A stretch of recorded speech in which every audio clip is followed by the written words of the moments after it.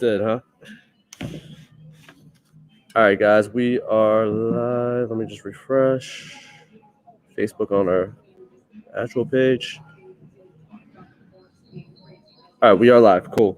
All right, guys, ladies and gents, welcome to another segment of UnlockNJHomes Live. My next guest is the short sale savage, owner of the Real Estate Recovery Group. Please allow me to introduce the man who spanks the freaking bank, Matt Marinoff. How's it going, Matt? It's good, Chris. Thanks so much for having me on. I really appreciate it. No doubt, no doubt. It's I'm excited. For those of you who don't know, who haven't been following my social media for the last couple of years and might be just might be, a little under the rock. Matt and I have been friends for the last I would say about 3 years, almost 4 years at this point, Yes. roughly. We were actually friends on social media for like the first couple of years, and then at some point I was in the middle of a deal with Matt Prosdick, and we had this property that we were working on in Roselle, 1252 Crescent Avenue, and it was the first time we got it sold. And what happened was the owner owed a substantial amount more on the property than what was actually disclosed. And when we went under contract, maybe about a week or 2 days before the actual official closing date, both of the attorneys came back with the title saying that closing was not going to be a possibility because of what was due and what was owed at that particular point. So at that time, I was working for Michelina. So shout out to the House of Michelina for helping me out at that time. And we were staging together on this property, and John Kurt, and we were literally just sitting there, and I got that random phone call saying that the deal was going to fall apart, and I literally had no idea what to do. I was fortunate enough to have Ashley Gravano on the deal, plus Casey Egger on the deal, who all recommended you specifically. And I was just like, oh my God, I know Matt. We've been watching each other. I've been seeing him on Facebook. He's seen me on Facebook. He likes my post. I like his post. And that was pretty much what it was. And next thing you know, we handed the file over to him. It was a seamless process. In a matter of, as soon as the paperwork was clear to go, we were able to get a closing within a matter of days. The process, unfortunately, did take a little bit of time, but the only reason was because we had some of the most non-responsive and non-cooperative sellers that you can only imagine, which is not common in short sales, apparently, right?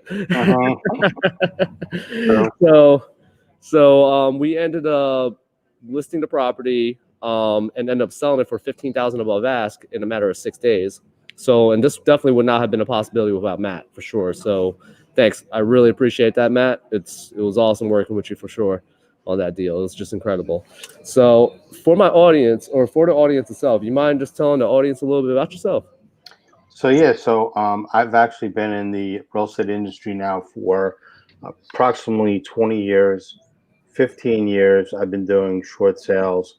I found a niche. I ran with it. Saw a need and something that was going on, and that really needed to be addressed. So by doing that, obviously, I was fortunate enough to be able to build a team along the way. So anything that gets done with any of the files that I'm working with, it's actually my team behind the scenes. So it's a real estate recovery group team.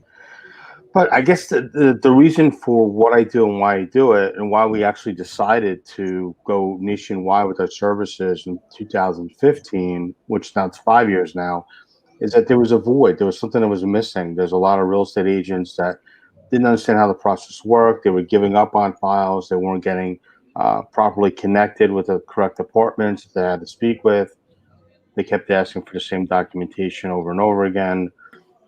A fear of not being able to help the homeowners themselves, obviously, and homeowners being scared into the possibility of losing their property, or homeowners Googling and finding us, or other agents or attorneys or title companies, hard money lenders, mortgage guys, through the process for all this time. So I never really did any type of marketing, but then I started marketing, I would say probably around the same time that we started like doing like the nationwide campaign. And that's where I started with the know your options, which people, homeowners are in distress. They don't know their options because they don't know who to call, because the majority of them are burying their head in the sand. So there's a lot behind the scenes, and I could go on and on, but I couldn't do what I do without my team. And if I didn't have my team, then I wouldn't be able to expand the way we are right now. And there's absolutely a need. And anybody, that says, short sales are dead, they're not going anywhere, the market's going to correct itself, it's not going to be bad. Then that's somebody that's obviously not listening to, the news. They're not listening to social media. Some of the stuff is incorrect, but the majority of it is absolutely correct. And especially when the pandemic hit itself, there was a lot of stuff that the media was not speaking about. They weren't talking about it, and because they weren't speaking about it, it really caused a real stir up in the industry. We were getting contacted from past clients saying, "Hey, you know what? I already did a modification once or twice or three times. Am I going to qualify again?" The answer is probably not. So I think that there's going to be, another storm on top of the initial storm that I had actually spoke about at my boot camp live on stage last year. And I said that, 2021, there was going to be a correction in the market, but nobody saw COVID-19 coming. I actually, as a matter of fact, when we were talking, I remember it was during your boot camp. It was your VIP one. Mm-hmm. Well, specifically, you were talking about how, last year I think the scare was subprime loans for car loans and everything was going to be the problem. Mm-hmm. I don't think any one of us actually saw that the pandemic, a virus, is going to be the factor that's going to take the world out of its place. Yeah. But at the same time, obviously with the rates being as low as it is right now, there's going to be some kind of correction happening at some point, because there's just no way rates are going to stay as low as it is, and things are going to get crazy when rates go back up at some point, for sure, no question about that. So like, I mean, I got to ask you, what exactly, what was it that called? What was your calling for this specific business itself? Because it's a high end, it's a very, very stressful job, I can only imagine, and like it's got to take a certain, like, what was it, personality to really do what you do and everything, for sure. Yeah. So, one of my taglines is, "It's not a no until you get a restraining order." So it's not a no until you get a restraining order really comes into play, because you're going up against servicers that are servicing for banks. Ultimately, it's the lender and or the investor of the actual loan. So people don't realize how many like layers there are to somebody who has an actual loan, and there's various different types of loans that are out there. That's actually one of the reasons why I decided to do the training that I was doing and make it somewhat affordable for people to come and learn. And even with that, people still like, "Oh, can I get a free code? Can I get a free pass?" Which blows my mind, but it is what it is. My thing is, if you don't put something out there, if you don't have some type of financial stake, you're not going to want to make your money back, or you're not going to want to, get the money back off of it. But I would say, overall, the industry. Hold on a second.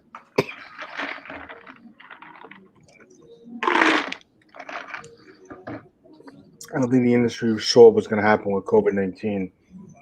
And I don't think people really understood what was going to happen overall in the industry. So, back then, offering the services that we provide and being able to help, people now going into the future, we're working with all aspects of all different people across the United States. So we're actually very happy with the outcome of what's going on with it. But the reason I think for the calling of it was I worked in a mortgage company, and I ran a for sale by owner service. And running that service really taught me a lot about human nature and how people think and what they want and what they don't want. I never wanted to become a real estate agent. I still don't want to be a real estate agent. To me, I mean, that's a job in itself. And I think that people kind of like feel like, list it and it's kind of like set it, forget it. If you're dealing with somebody who's a true professional and understands how the market actually works, then they would totally think things differently itself. But overall, the concept of why I got involved in it was I understood what it was like to be the underdog. I had collection experience. I understood what it was like to call people when they're down on their luck, and I wanted to make a difference. And I did it by myself, but then my team treats every client like a family member. So it just seemed like a process that needed to happen. In 2005, I took a class on how to purchase properties with little or no money. Um, I think like 24 hours later, I tied up my first deal, and then there was files that were there that were short sales. And my then partner to be said, "Hey, take a look at these files. You've got collection experience. You have a heart. I don't. Look at it." He doesn't look at it and tell I'm me, guessing you're talking about Leah. no, no, no, no, no. There's way before her. This is my first. I'm Wow. talking about my first business model. I'll say because she's ruthless also. No, she's ruthless, but she's also super sweet. No, Leah is one of the sweetest people I've ever met on this planet for sure. Yeah, no, she gets pretty emotional with the clients and she gets excited. Like we have a transaction closing today. It's bittersweet, to hear these people call and leave messages, and then my team plays the messages for me, or screenshots and sends text messages. I might get testimonials, but overall, when I got into the industry, nobody was really teaching this stuff, and the stuff that they were putting out, as far as I'm concerned, was kind of garbage. Nobody was really talking. They were talking about the process, but it's like, okay, here's the process, but you have to buy more stuff to learn more. So, It's funny because I feel the same way about real estate. I don't know if you saw my post last night or not, but I was writing sellers these days, buyers are coming from all over the world. Sure, a realtor, you know, that knows the local market is always going to be significant. But if you're nowadays with the world the way it is right now, with digital marketing and visual marketing taking over the industry by storm, as you know, I've been doing Matterport since like 2015. People are still hesitant on doing that for some reason. In 2020, when people are literally trying to avoid going into other people's houses, and like what I said yesterday is like if you're a seller these days and you're hiring an agent and your agent is literally doing the absolute bare minimum, just taking your listing and just putting it on an MLS and letting it sit on Zillow and waiting for people to call, whatever it is, then you might as well just do it yourself at this point. You might as well just put it on this market as a for sale by owner because you're doing just as much as the agent is. Why are you paying whatever the negotiated commission is with that person? Why would you pay them anything at all just to put something online for you? You know what I mean? Like for us, that's why we go above and beyond. I believe very, very strongly in the whole American dream aspect of what it is. Money, housing is the one industry. Real estate is the one industry where we could literally impact all three of the most important pieces of that triangle. Because housing, without money, you're not getting housing. Without housing, your family's not going to be. You don't have that place of comfort for your family. So that impacts the general circle of life itself. And without people like me and you, it's just seeing people do the absolute bare minimum, just doing it, like checking in like a 9 to 5 job, doing like an hourly job itself. It's kind of disappointing because, like, if you really think about it like this, these people are trusting us with their most important valuables, their most important assets of their lives. And it's up to us to get them to the right direction if they reached out to us to do that. and I wholeheartedly agree with you. Another thing too. So because of what happened in COVID, we were supposed to do a live event. We were fortunate enough to do our event in Tampa, Florida. That was awesome. We at one point we were going to do Atlanta, Georgia, but then we just couldn't agree on the terms of what needed to be done, and we were so busy that Leah basically pleaded with me like, let's not do it this time right now because we were getting inundated with files, and then COVID-19 and everything else. I was like, listen, we're going to do an online event. And it's funny because Leah is kind of almost like my work wife. So my wife's like, hey, what are you doing? And I tell her, and she's like, I don't know. I'm like, all right. And then she's like, you're going to do what you want anyway. I'm like, yeah, pretty much. So kind of like the business, like when I got involved in 2005, and at one point, my partner at that point said, hey, listen, let's start offering education classes. And I said, all right, cool, let's do it. So we did. And for 2 years, in Northern Jersey, I was teaching a lot of investors, some real estate agents, but mostly investors, the aspects of short sales. But I always felt like there was a need for the real estate side, and the real estate agents really needed to understand it. Nobody really shared my vision, where I was always like, people before profit. But really, people before profit really didn't go into full effect in 2015. But along the way, I learned a lot about myself. It wasn't about the money. There's a lot of guys that are in this industry that were doing the same thing that I'm doing, So Sam. and they're multimillionaires. I didn't go that route. I literally put people first.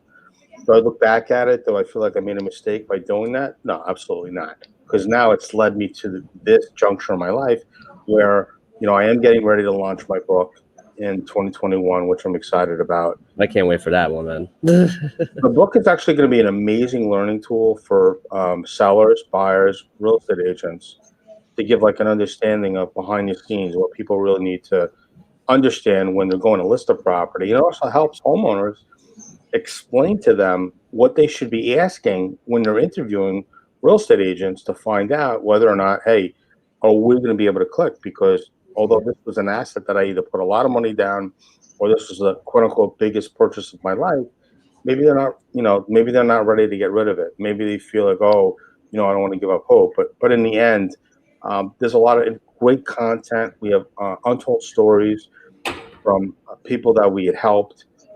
And some of them are not all great stories, but these are stories that need to be We told. were into one last year or something like that. That dude in Westfield. Oh my god. Right, exactly. Yeah, So, we won't go into too many details with that one, but we'll leave it at that. yeah, but there's a lot of tragedy, a lot of tragic stories like that. So, there was one lady, and I'll talk about this one story where she actually uh, didn't steal the identity, but she was collecting Social Security on a dead family member. And she actually had the body in the basement in a freezer. And no, I'm only kidding. But what happened was I'm like, Jesus Christ. they did a full forensic audit. No, they found out that finally that the person was deceased, and they're actually making this person return all the money. So her wages garnished. She's lucky she didn't end up going to prison. Based I on would think you would end up in jail. I would think you would end up in jail for that. So Well, it's funny because when I had called the seller and I said, "Hey, I'm just curious. It seems like I guess there was a blip or a misunderstanding," and she said, "Oh, no, no, no." She's like, "I never contacted Social Security to tell them that so and so had passed away, and I just kept getting the checks. Jesus. Why would I want to give that up?" So it's kind of like what, but yeah, she's from what So guys, I don't mention his name and like that, but this is definitely one of those situations. Just like what? Yeah. So you never really know. Like, if you're going to try to rip off Social Security, eventually it's going to catch up. But the person's wages, from what I understand, are going to be garnished. And we were able to sell the house. We actually got it was Social Security something, whatever judgment that was against the house. It was an actual lien, like That's insane. $140 something thousand. That's insane. Yeah, but that's the other thing too. Like, people don't understand. Like, you can get IRS liens removed off the property. Yeah. Judgments removed. You can dispute judgments. So there's a lot of things that people don't understand in this industry. So when people say to me, "Hey, Matt, hey, can I utilize your processing service?" and I laugh because it's not just processing; it's negotiating. What I do, Knowledge, man. it really is a skill, honestly. And I mean, I've already outlined the second book. So the first book's going out. I'm going to take my time with the second book. But the first book was something that I knew needed to be put together. The first draft of it was probably too heavy. That might end up going into my autobiography book, but it was not a good start. But I had my wife put me back on track, and I hired a new editor to help me with the book. So I'm excited from the outcome of that. But overall, the calling, the aspect of it was to be able to help people, and I knew that the profit would always be there. So the money's always going to be there, but being able to help people and showing people a better way, a smarter way, and navigate through the rules, regulations, and guidelines when it comes to short sales, that's huge because people throw shit up against the wall and hope that it's going to stick. But what if it doesn't stick? And the response that I get from people is pretty sad. Not my fault, their fault. They stopped paying their mortgage. Nobody ever knows really, why something happened, but they really should take the time and the opportunity to get to know the person that's in trouble. And I actually talk about that on my book, how to approach somebody who's in distress. That alone, that section alone to me is worth, buku bucks. That's the roadmap to show somebody actually being able to communicate with somebody who's in distress. I agree 100%. That's even, but here's the thing, like even, I know you say it's based on this specifically, but in reality, that communication and that connection that you're building, that you're taking the time to build, that rule applies to everything. It's not just what you do specifically. It's also in real estate as well. When we're working with clients and everything, it's like a lot of realtors and everything. I've actually been in the middle of listing appointments and sitting in the middle of open house, sitting at a for sale by owner open house where I see people walking in, handing these flyers and then just literally just shoving everything they do down their throat and all stuff. It's like it's the craziest thing. The pushy, everyone knows about the pushy salesman and everything, you know what I mean? And that's the number one thing in real estate itself. And it's mind blowing to me because if you got invited to go see a person's home, right? And especially what we do in our industry, when you walk in the door, they already know you're a freaking realtor already. For some reason, someone, a lot of these realtors these days like to take that idea as all right, I'm a realtor. He must have forgotten that I'm a realtor. So what I'm going to do, or she must have forgot that I was a realtor. So I'm going to shove it down their throat every single 5 seconds I got, every opportunity I have. Guess what? I'm going to do this. I'm going to do professional photography. I'm going to do this better than this person. I'm going to do that better than that person. I'm going to do this better than that person. Right. And it never, the problem is when you're doing things like that, you're not connecting with the seller at all. You're not building that relationship with the seller, and you're not the seller's just going to walk out there. It's just, as soon as you walk out the house, and he's going to completely forgot you exist. Right. And he's going to be completely annoyed that he just wasted his time talking to you. Mm-hmm. And he's going to walk, and he or she's going to walk up to their significant other upstairs and be like, "This is the biggest waste of my time," And it's unfortunate because the number one skill in our business, I would take someone on my team any day of the week that knows nothing about real estate but has excellent communication skills versus knowing everything about real estate but knows nothing about communication whatsoever because of that same factor. It's think about that guy that goes to the bar, right? He goes over there and makes it so obvious that he wants wrongful intentions or whatever it is, and he's gonna get neglected and everything, or she's gonna get neglected or whatever it is because you're just coming off like a sleazy salesman. I think you said it best. People before profit. Ryan Serhant says it all the time. People hate being sold, but love shopping with friends. And it's the same thing with what we do. If you're treating them, building that family relationship with them and all stuff, building that connection with them, you give them the opportunity to trust you. And as long as you're able to follow through and continue, that consistency comes with it, and you will always get paid because of that. Because at the end of the day, consistent service is always going to come with a paycheck. With that being said, though, I gotta ask you specifically. I mean, I know everybody sees the word short sale all over the place, right? So, for the audience itself, what exactly is a short sale, and why a short sale over foreclosure? Well, nobody should think that the option of foreclosure should be an option. I give an example. This has been a heated debate for many, many years for me, and it actually upsets me.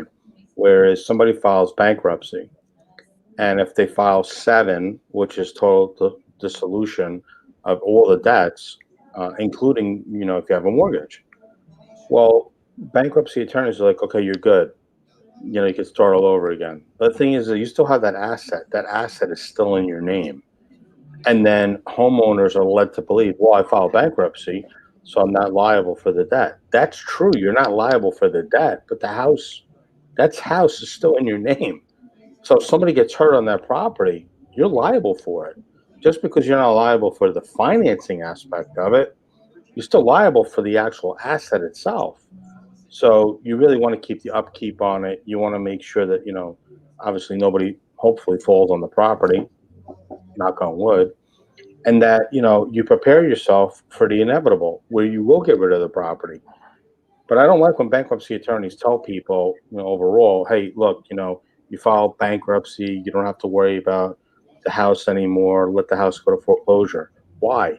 If I was a lender and I saw, okay, listen, you want to file bankruptcy, I get it, but not only file bankruptcy, but you let the house go to foreclosure, I don't know if I would want to give that person a loan. It's kind of like, you're driving a car, you realize you have no gas left in it.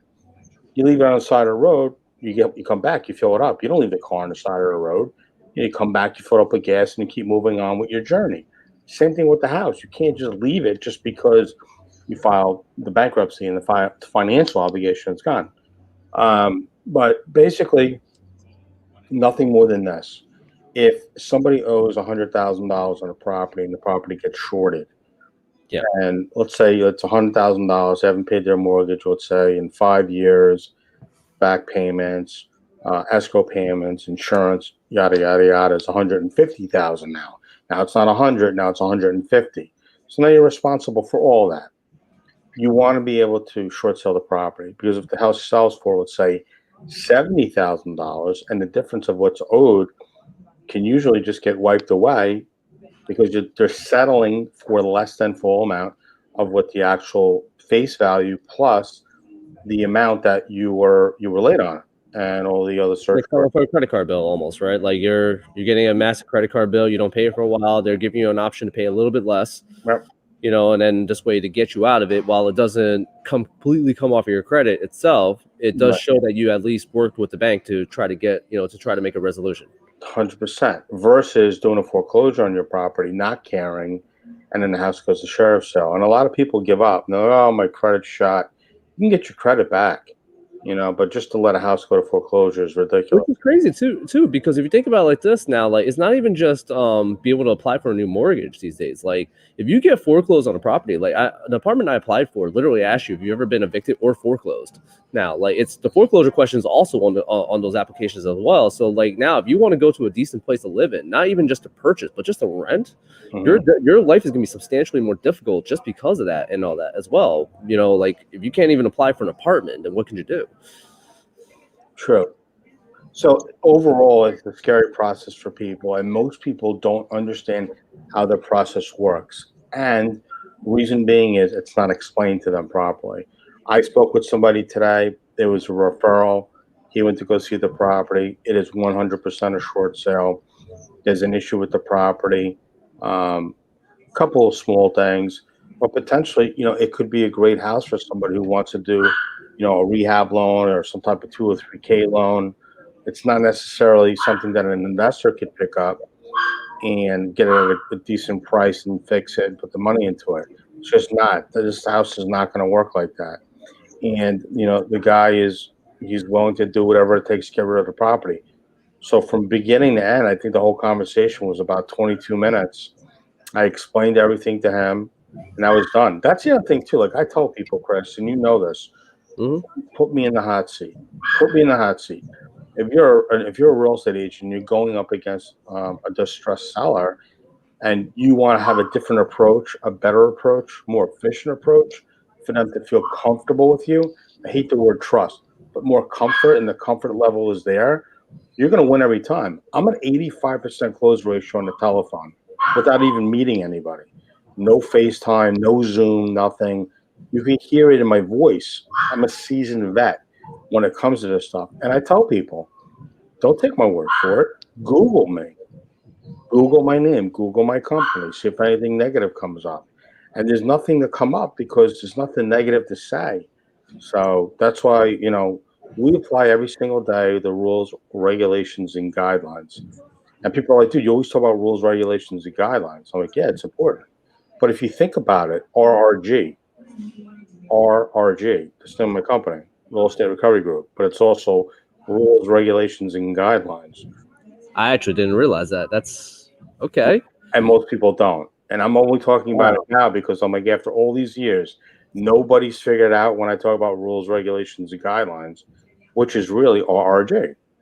Wow, I actually really never looked at it like that. That's pretty insane. Actually, that's clever. It's very very clever. Everything I do with the company is there is a reason, there's a purpose for it, and it's for everybody to be successful and everybody for a win. If the seller can't win and they can't get to the end, let them avoid foreclosure. Let's get somebody in there that wants to physically purchase the property, and the buyer. And here's the thing: the seller doesn't pay for my company services. The agent does not pay for the company services. It's the buyer. Everything is disclosed. There's nothing shady. There's nothing illegal. I did not create this process. And even with that fee that you charged the last time with Roselle, he ended up paying the same amount, like with the fee, as what he would have purchased the property for, without the fee itself prior. Mhm. So it's not like he paid any different. So like, it worked out for everybody. Right. And he fixed it and then he sold it Mhm. with you. Yes, So I yes, think you did okay on the transaction. I would say so. At the end of the day, like, we don't like to look into other people's pockets. We don't like people looking in our pocket. When we work on a transaction, some of the transactions, I have to tell you, go through beautifully, very smooth. 2, 3 months, we're done. Sometimes it takes a little bit longer than that. And even retail, sometimes it takes a little bit longer. What people, I think, are misguided and misunderstanding is that they're not prepping the buyer properly for how long the process is going to take, and they're not properly prepping the seller on how long the process is going to It take. all starts with mentorship, honestly, What's that? and it all starts with mentorship and leadership. Whether it's the brokerage, the person's, if they have a team leader or whoever it is, or office manager or whoever.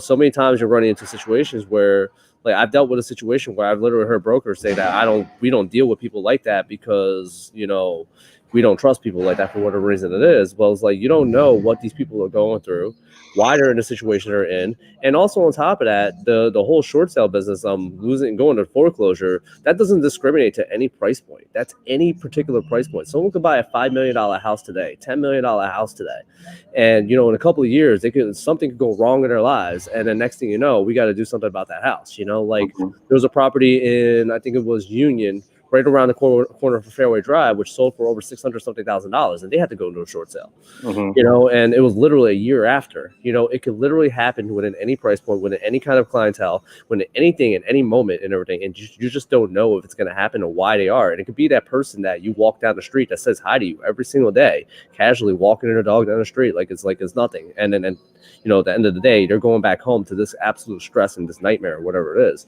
And for the realtors to not be educated in this at all, it's not, our job is to represent our clients' best interests. And if we're not able to provide them with the right information, if we're just going to tell them, go ahead, just go into foreclosure, we're actually hurting our clients. And in reality, if you got to think about it like these are our clients, they're family, they're people with families, etc. And we're putting them in these holes just because we're not willing to get their information. It's not like the information isn't put out there, because everybody on here that's following us on social media, you could probably agree to this as well. People follow you on Facebook all the time, but still fail to take your advice whenever it comes up for whatever reason it is. And it's absolutely insane, because these people aren't even in this particular side of the business. They sell houses. You do this for what you do as a living. This is your profession itself. Why not trust the professionals and help them get to the right place versus just dealing with, just making up nonsense as you go? Because from what I understand, based on what I dealt with, all the information that I've gotten from past brokers, past agents, that all said short sales were a waste of time, were just completely uneducated, and just honestly just didn't care enough about the client if they weren't even willing to look into it. I'm like a proud father right now because, for me, with you, there's no secret, huge supporter of you. I know Kathy Haddad, she's probably the number one mortgage person in the United States, I think, at least in the top 1%. And we both feel Yeah. the same way. We both saw something in you, Chris, that you probably knew that was already there or deep down inside. And you've exploded over the last 3 years. And I'm proud to be friends with you, call you a friend. I wish you all the success, obviously in your career in the industry that we're in. I do believe, and this is just me, this isn't anybody else, these are my own personal thoughts, that I think that the old way real estate is going to end up being a dinosaur, and if people don't really adapt to the Well, let me correct that. Let me correct that specifically, just because I agree with you. Right, the old way of doing real estate is a dinosaur. However, I do also think the new age of doing things, and just doing it only strictly with the new age, is also poisonous as well. I think a strong rounded realtor, a strong rounded agent itself, is going to understand both sides of it. You know, like understanding that how to do things in the old school way, because there are a lot of people with that old school mentality. Mhm. There's a different level, there's a different layer behind that. But if you're able to find a way to mesh that old school mentality itself with the new school, yeah, sure, I do what I do when it comes to the whole social media, the No, but Chris, digital you marketing. go above and beyond. I do, but that's just how I am naturally. But I'm saying specifically, it's like, all right, fine, we do all the high end. We literally will do all the high end marketing and all stuff. But at the end of the day, the old school mentality is all about servicing the people Right. as the people itself. By being with people, building relationships with a person in person. That's why even still, as much as I love these Zoom calls, there's nothing that compares to being able to sit down with a client and have a cup of coffee, and it's just the opportunity to build that connection that's just incomparable to anything else. Sure, like I said before, the social media and the internet stuff and all stuff, it's absolutely incredible, and it's absolutely revolutionary to what we're trying to, what we do in this business. And I will honestly will tell you, I would not be in a position I'm in right now if it wasn't for the new technology and whatever it is. But at the same time, I also will tell you, I'm not in the same position I am right now if I didn't have that old school mentality too. I agree with what you're trying to put out there, and I think overall, agents that are coming out into the industry, I think that they might be being sold, a fantasy. Whereas if they think they're coming out there, it's going to be like HGTV, and everything's going to be great, and they're going to get investors and they're going to rehab houses. Reality does not happen in 30 minutes. So in a 30-minute period of time, they're finding a house, liking it, calling each other, saying they want to go look at it or bid at it, and before you know it, in under 30 minutes, everything was done, and now they're rejoicing and basking in their profits, or a profit that may or may not be there. So I just tell people overall, you're truly better off being able to push forward and show people uh, a better way of being able to market yourself and putting their needs first, and then you put your needs last, and you're sincere, and you make somebody a friend, and you do right by them. They're going to be a human walking, talking billboard for the rest of their lives, singing your praises. We get a ton of referral business from people that we do business with. If an investor is going to make upwards 35,000 to 100 grand on a house, and my company only makes whatever we make as far as our fee, that's the agreement we have. So, why would you not want to work with somebody like that or tell other people about it? Because people always like, you have to have a team around you. You have to have a marketability. You have to have some type of appeal, and you have to be able to, speak with people. You want to talk with people like you want to talk to yourself, and that's how I am when I speak with the clients. It's sad, Chris, because I would say at least once a week now, I will talk with somebody and say, I wish I met you 3 months ago. I wish I met you a year ago. Um, you seem like you care more about me than you do the house. Like that. Listen, the house is the house. The house was there before you. The house will be there after you. Or maybe you moved into the property and things didn't go right. It's the family unit that matters. And I think if as long as people realize that it truly is more about the family aspect and having people stay together versus dividing because of something that didn't work out. It's only brick and mortar. That's really all it is in the end. It is 100%. And at the end of the day, sellers will sell based off of sentiment because of everything that they've collected into that property and all that too. So the emotions are extremely higher, a lot higher just because of that specifically. Like you got to keep in mind, like at some point, this person or this family bought this property thinking they're going to spend how many years they're going to spend in this property. They plan on potentially raising kids in the family, or they raise kids in that family. Little Joey over there used to measure his height on that wall over there. Little Susie used to play with her fake kitchen, her little toy kitchen in that corner over there. These are memories that people are picking up, and they save and they have registered in their mind. And you got to keep in mind that they're in a stressful situation, knowing that they're potentially going to lose their home.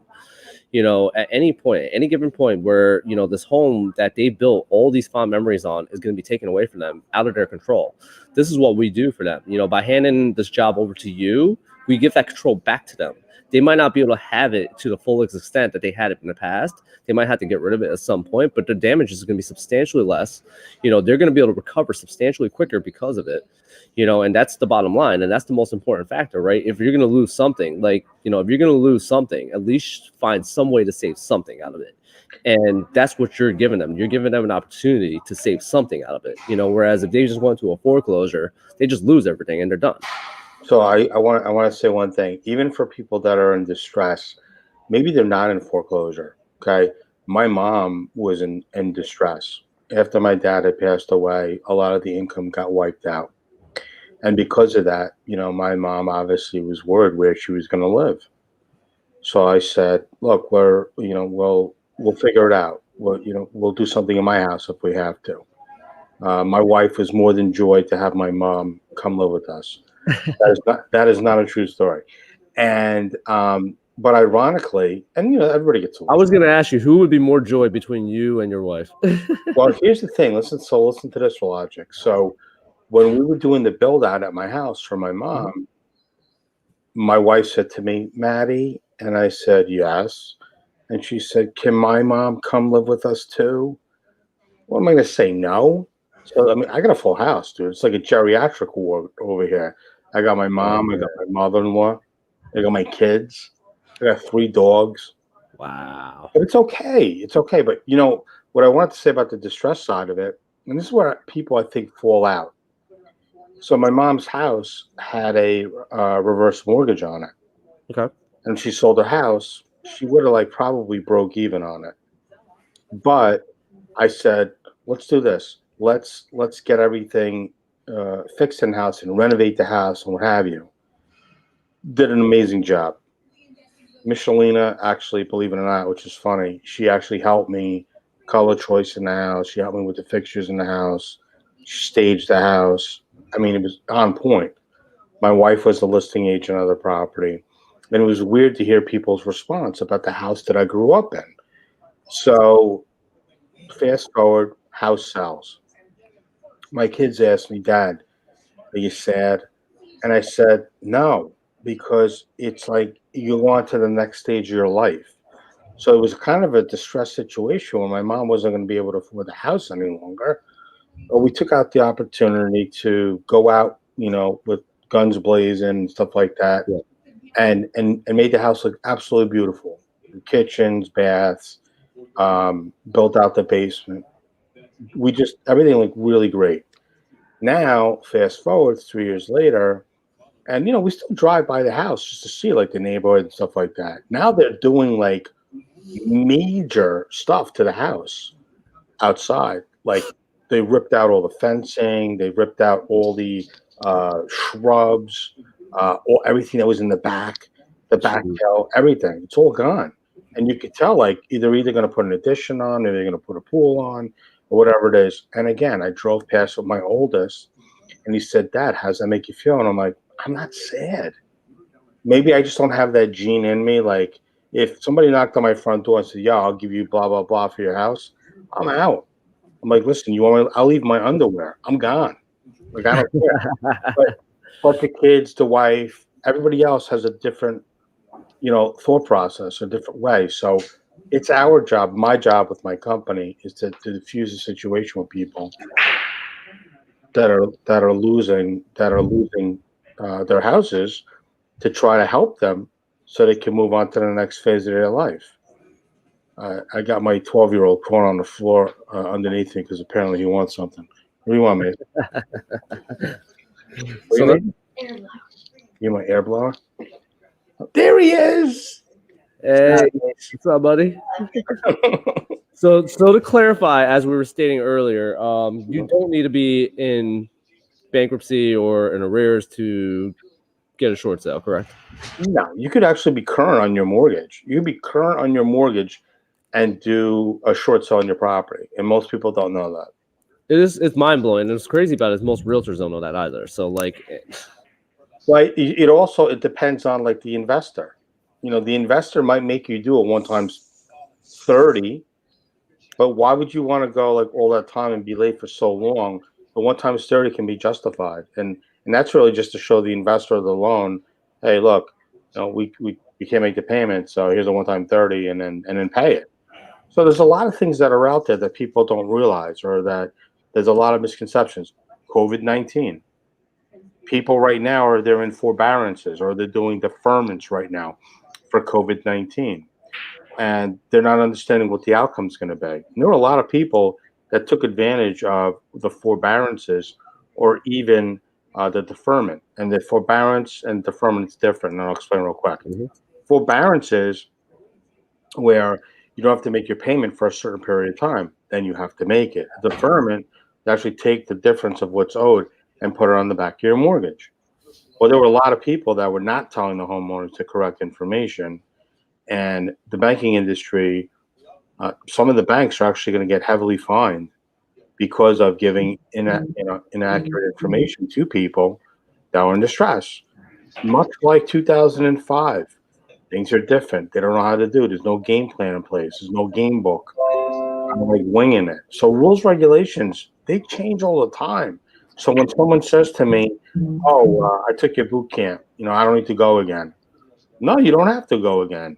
But you could join. Like, I have a Facebook group called Short Sales 101. Go in there and listen. It's not about me getting somebody as a quote unquote, reoccurring client and making money off of them. It's really about helping other people. Do I expect to make something off of it? Yeah, because it's 15 years of knowledge. It's information that I'm providing, and it takes time to do that. And I have to take time out of my life to put this type of information that's out there. But again, everybody has that mentality of give me, give me, give me. And I think if people keep with that mentality, not only is karma going to catch up to them, but they're going to be in a far worse situation down the road where they need help with something. Nobody's going to want to help them. So you're better off always trying to do the right thing if you can. Oh, I've been in those situations also. I had team members on my team that, after a certain amount of time, it became more about gimme, gimme, gimme versus like, how am I going to, what do I do to help grow the business itself? I'm like, this is what it is. It's unfortunate. I mean, it's gotten to the point where getting your real estate license is honestly probably probably too easy at this point. Mm-hmm. There's definitely more crappy agents on the market than there are great agents, unfortunately. Mm-hmm. I would say for every great realtor, you'll probably pick up at least 5 bad agents on a consistent basis, unfortunately, especially in this market. In New York City, New York City obviously is a little bit more competitive. Mm-hmm. And because it's a little bit more competitive, is able to, you literally won't survive if you're on the bottom of the map and doing, playing, if you're literally a crappy agent in that market specifically. But out in this market, I've seen situations. I've lost a deal recently. I lost a listing to someone recently. Someone I was, pretty cool with growing up and everything, to an agent that's only sold 4 deals in the last 12 months. I'm just sitting here thinking, I was like, we work, my team has consistency. We work aggressively. We go above and beyond, and that's what sells, and at the end of the day, if you go above and beyond for people, you go above and beyond for that one lady over there down the street over there, then she's going to tell her neighbors, she's going to tell her friends, because that's how this business is. The old school mentality, the old school way of working this business is word of mouth. You do a great job, then granny over there that granny down the street tells her friend. That friend ends up selling through you, and I think kind of in some way itself, that's the part of the old school mentality that was actually forgotten by a lot of agents specifically. It's like it's not about the instant job. When I look at a listing, I don't just think about how this listing is going to impact this current, what kind of paycheck I'm going to pick up out of this one specific listing. I think about how this one listing and what I do with this listing is going to affect every other listing going forward. If you do everything right, if you price the property right, sure, you might have to do a price reduction. You might have to do this and that, right, to make some certain adjustments with property. But if you do everything right for the most part, you should kind of have an idea that the property is, at least going to be a 80% chance that's going to sell. Once you understand that, it's how do you capitalize that and how do you grow off of that? And the biggest way to grow off of all of that success itself is just by treating people well. just by being that person. Like you might not always win, but if you keep proper communication with the people that you're working with, they're always going to be willing to work with you, because as long as you're willing to pick up the phone and say, hey, just by the way, I'm just checking in, just let you know this is happening. People are very, very forgiving when it comes to potential mistakes or miscalculations or whatever it is, but people are never forgiving when it comes to lack of communication. Yeah, no, I agree 100%. All right, so does a short sale hurt your credit? Does a short sale hurt your credit? Yeah. Or short sale affect your credit? Obviously, if it's something where you want to get fixed right away and try to get in and out of it, obviously it's going to have less repercussions. But yes, overall, it is going to make an impact on your credit report. All right. One other thing, could you tell our audience a little bit about your boot camp? I know you just had one a couple of days ago, so I know a lot of people probably missed out on it, including myself, unfortunately, with everything happening. But tell us about the real estate recovery boot camp. So the boot camp that we have it's called the RRG boot camp, and basically we're offering the information to provide the up-to-date information for people so they actually understand what's going on as far as the market, what's the latest and the greatest. The group that you just posted, Short Sales 101, that's a private Facebook group. Yeah. I encourage people that if you're not following me on this group and you're in real estate, there's a ton of knowledge that we drop on there, and it's free. And we do it that way because not everybody can afford to come to a boot camp, or not everybody's that interested in learning, or there's a lot of know-it-alls out there, and they feel like they don't need to learn the latest and the greatest. But we had a really good turnout. It was the first online event I've actually ever really done. I hired somebody to help me run it, and my team did an amazing job. We're actually editing everything right now. And yes, people have been asking me this, and I have been kind of like taptoeing around it. We are actually burning. We are actually building a learning portal, and in that learning portal is going to be different classes that people can take, and they can take it whenever they want. And they can click on the learning portals. They're all going to be broken up, and everything is going to be online. So you're going to have an actual membership. Membership is free. You can enter into the back office, and if you don't choose the videos to watch them, we do have free content in there as well. And you can look at some of the free content if you want, which is kind of cool. So I'm excited to actually put that out there. They're developing it right now. The vendors this year obviously were pre-recorded. Those are going to be some of the free videos that we're going to be offering. And I got to tell you, Chris, the lineup we had this year, ridiculous. Private money, lines of credit, hard money, mortgage, staging, title, attorneys, oil tank removal. There's actually a very detailed presentation on oil tank removal, which honestly I never even thought or understood half of the stuff that was in this. So there's a tremendous amount of stuff figuring out like how to protect yourself financially. We've got I think he calls himself the credit protection specialist. Mm-hmm. And we have investors on there as well that came on, and that we had vendors, but we also had speakers that also offered their 2 cents as far as like educating other people. So I'm truly excited and truly blessed, really, for the people that wanted to be a part of this whole operation and or ordeal to get everything online. So I think going forward, everything is going to be done online, even when things are back to normal. And at that point, maybe I'll have like masterminds and live, and then maybe I'll just have like the education on stuff online. The world's too busy. People were like, "Oh, I thought it was going to be on the weekend. Oh, great, it's on a Friday. Oh, I can't make it on a Friday. I got a full-time job." I'm like, "Oh, so you're a part-time agent?" They're like, "Yeah." I'm like, "Don't ever tell somebody you're a part-time agent." And I joke around with people because There's I'm like, nothing wrong. Here's the thing. There's nothing wrong with having another job, because here's the thing. Your business is all about communication. Your job is 95% of your job is on the phone. So how are you a part-time agent when you're responding 24/7? so here's what exactly. Well, I have to also tell you too, there's a lot of part-time agents that actually act like absent agents. So what I tell people is this: nobody needs to know if you have a full-time job. You're an agent. Like nobody's going to want to deal with a part-time, hairstylist. Nobody's going to want to deal with a part-time, open heart surgeon. Imagine that, right? I'm gonna get my heart. I'm gonna go get surgery on my heart, but this guy only does it like once a week. Right, because the other time he's a barber. So nobody wants, right?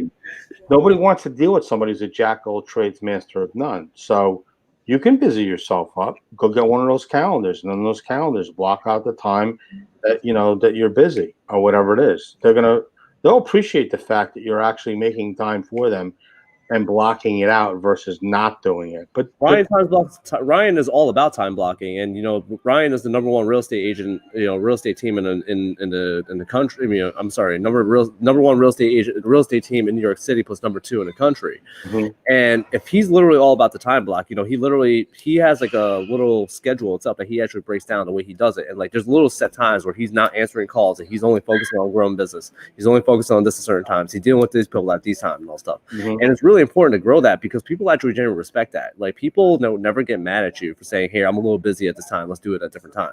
They understand because if you weren't busy, you didn't have that time, there'll probably be a problem. They probably shouldn't be hiring you anyways.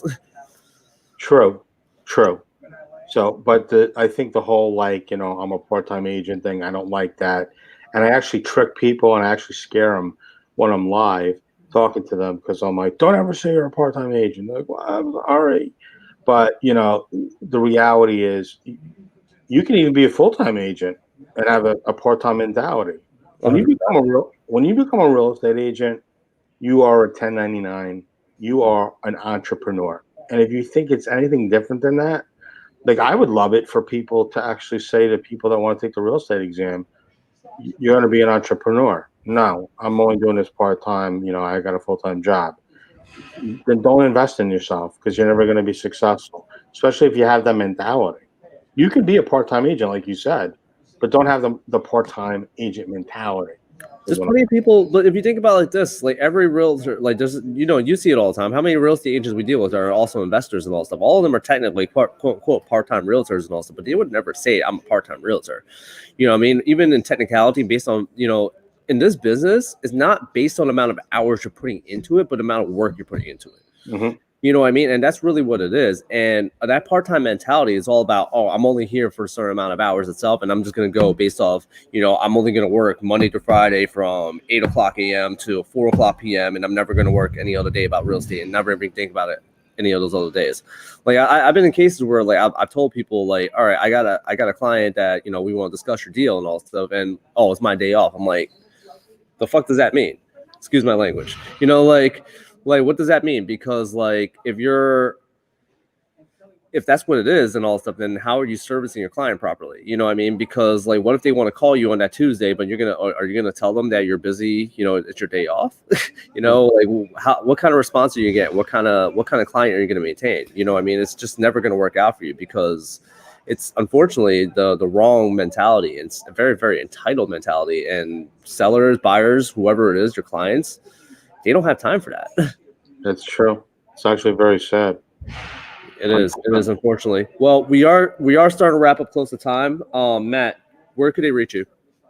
Well, basically the website. They could go to the website, which is Real Estate Recovery Group. Actually, wait, I think it's Real Estate Recovery Group. There is no LLC. Okay. It's Real Estate Recovery Group. Okay. They could also go hashtag SSS, Short Sell Savage. And then obviously, hashtag Short Sell Savage. But primarily, if somebody wants to reach out to us, have any questions, they could call us direct. That's all right. That's this number right here, right? 866-739-3960. 24 hours a day. We have live operators standing by. So if you have any questions or concerns, and obviously we'll get back to you, as soon as possible. Of course. But the 866-739-3960 is a great way to reach out to us. And I would just stay tuned and look out for some of the stuff that we're going to be putting out in 2021. And I'm actually truly excited. I'm excited for the launch of the am book. totally excited for that as well. I can't wait for the book, and we'll definitely do another one when the book comes out for sure, and we'll tell everyone about the book. Oh, 100%, 100%. Well, guys, thank you so much for tuning in. Matt, it was an absolute pleasure sitting down with you and doing this. Definitely got to do the finger point. Yep. You guys definitely tune in for the next show. If you like what you see, if you're watching this on YouTube, definitely hit the like button and crush that subscribe button. Drop Matt a follow. The Short Sale Savage. He is absolutely the best in this business and all stuff. I personally have dealt with some other short sale people who was just an absolute nightmare. We won't talk about those deals, but Chris, I just want to interrupt and say, I can't do what I do if it wasn't for my team. So if my team wasn't doing it, I couldn't be doing it. So I appreciate everything my team does behind me. Hey, I'm the same exact way. I'm not in a position I am without my team as well, too. So, and obviously, you've been a huge, big sentimental part to what I've been able to accomplish and everything as well. So, huge thank you to that as well. And, thank you guys for watching. We'll definitely do this again soon, guys. Have a good one.